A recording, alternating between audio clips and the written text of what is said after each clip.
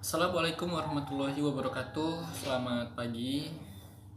Alhamdulillah wa syukurillah. Semoga kita selalu diberikan kesehatan oleh Allah Subhanahu wa taala, Tuhan Yang Maha Esa. Jadi di video ini kita akan melanjutkan materi pembelajaran kita di video sebelumnya, yaitu tentang wirausaha kerajinan untuk pasar lokal. Sebelum kita masuk materi, kita mengulang sedikit ya tentang kerajinan wirausaha untuk pasar lokal. Jadi wirausaha kerajinan untuk pasar lokal itu adalah sebuah usaha atau sebuah bisnis kerajinan, membuat kerajinan yang diperuntukkan untuk pasar lokal atau daerah tersebut ya. Atau bisa juga berasal dari kerajinan-kerajinan yang dibuat dari pengrajin dari daerah tersebut. Ini adalah lanjutan dari materi kita sebelumnya ya. Materinya adalah metode produksi dan keselamatan kerja. Itu bisa kalian lihat di buku LKS-nya halaman 5. Oke. Metode produksi dan keselamatan kerja ini adalah salah satu sumber daya yang dibutuhkan untuk membuat atau membangun sebuah wirausaha atau bisnis kerajinan ya. Sumber daya itu terbagi menjadi 6 atau biasanya disebut dengan 6M.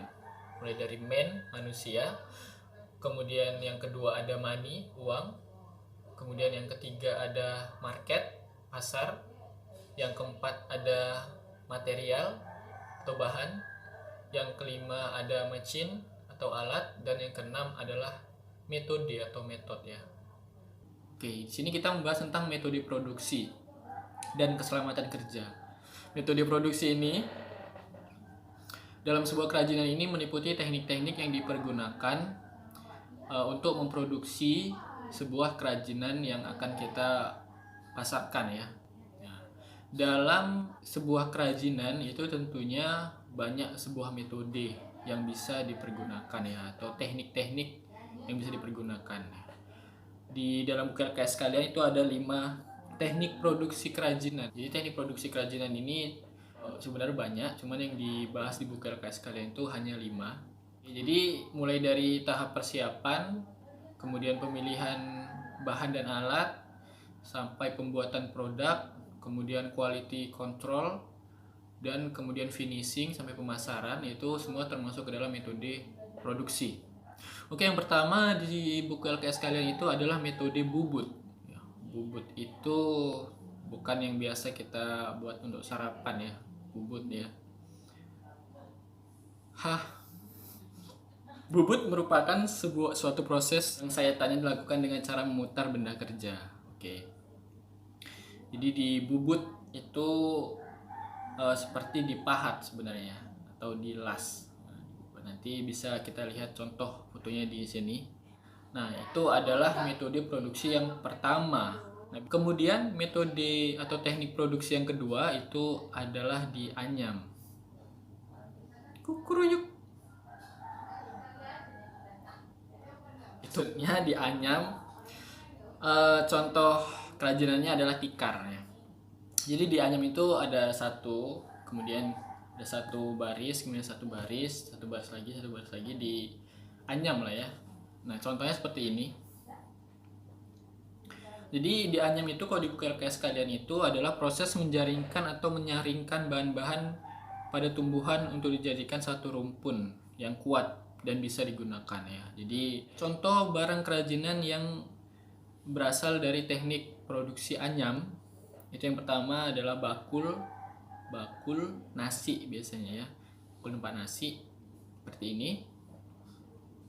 Kemudian ada keranjang, kemudian ada tikar, topi, dan lain-lain sebagainya. Yang ketiga adalah teknik meronce, merupakan suatu teknik membuat benda dari bahan manik-manik ya. Jadi kalau tahu gelang yang ada manik-maniknya atau bulat-bulatannya, itu disebut dengan meronce sebenarnya, atau biji-bijian kerang buat kalung dari ada kerang-kerangnya atau biji-bijian. Nah, itu disebut dengan teknik meronce ya. Atau contoh umumnya lagi adalah tasbih. Tasbih itu digunakan atau dibuatnya dengan tekniknya, nama tekniknya itu adalah meronce. Yang keempat itu adalah ukir. Itu berarti membuat pola pada sebuah alat, pada sebuah bahan kerajinan ya. Misalnya bisa contoh kerajinannya adalah kerajinan ukir dari bahan kayu ya.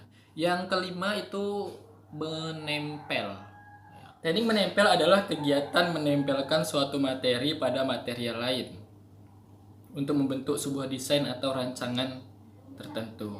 Biasanya menggunakan sebuah lem untuk merekatkan material tersebut ya. Nah, teknik ini disebut dengan teknik produksi, yaitu teknik menempel.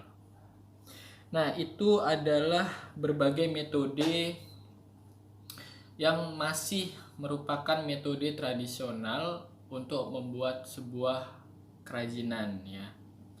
Nah, kemudian di dalam teknik produksi kerajinan ini tentu saja kita perlu yang namanya menjaga keselamatan kerja ya. Nah, dalam pembuatan kerajinan tentu saja banyak hal-hal yang berkaitan dengan alat dan bahan ya. Alat dan bahan ini tentu saja ada yang dapat melukai tubuh kita tentunya. Bisa saja melukai bagian pernapasan kita atau menggores bagian kulit kita atau juga bagian mata kita dan sebagainya. Nah, itu perlu kita mewaspadainya. Nah, itu disebut dengan K3. Apa? K3. K3 itu kesehatan keselamatan kerja ya. K3 kesehatan keselamatan kerja. Nah, apa fungsi K3 ini? Fungsi K3 ini tentu saja untuk menghindari diri kita ya, atau si pengrajin atau si tenaga kerja kita dari hal-hal yang bisa membahayakan diri kita ya. K3 itu memiliki alat-alat ya yang bisa kita persiapkan. Nah, jika contohnya kita akan membuat kerajinan ukir kayu, nah, maka alat K3-nya itu yang perlu dipersiapkan. Yang pertama itu adalah sebuah sarung tangan. Nah, sarung tangan karena kita akan memegang pahat dan memegang palu ya, agar tidak terkena. Kemudian masker bukan masker ini ya, tapi masker mulut atau masker pernapasan. Agar apa? Agar menghalangi serbuk-serbuk kayu itu masuk ke saluran pernapasan kita. Kemudian kacamata ya, kacamata itu agar mata kita terlindungi dari serbuk kayu. Kalau nggak nanti kelilipan ya, susah. Ya mungkin mahatnya gini ya.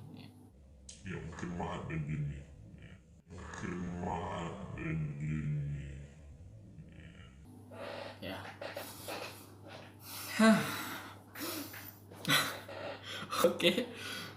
Nah, jadi selain alat K3 ya, keselamatan kerja ini juga sangat dipengaruhi oleh seorang pekerjanya ya, Kenapa saya bilang seperti itu? Karena dengan semua alat yang sudah tersedia di badan kita dengan kondisi safety, tetapi ketika kita mengerjakan kerajinannya itu tidak dengan hati-hati atau asal-asalan atau sesuka hati kita ya, itu maka alat-alat tersebut itu menjadi tidak berguna ya.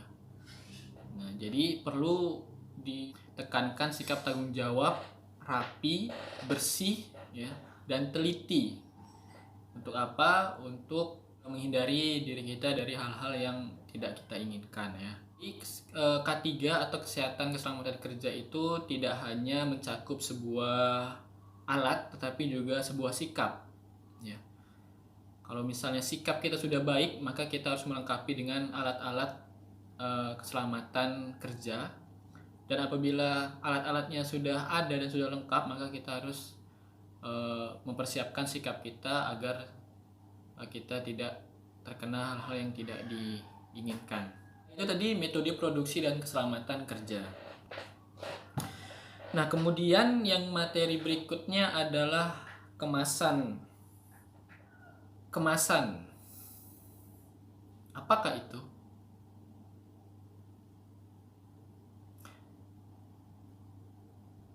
Kita sambung minggu depan. Wabillahi taufiq wal hidayah. Wassalamualaikum warahmatullahi wabarakatuh.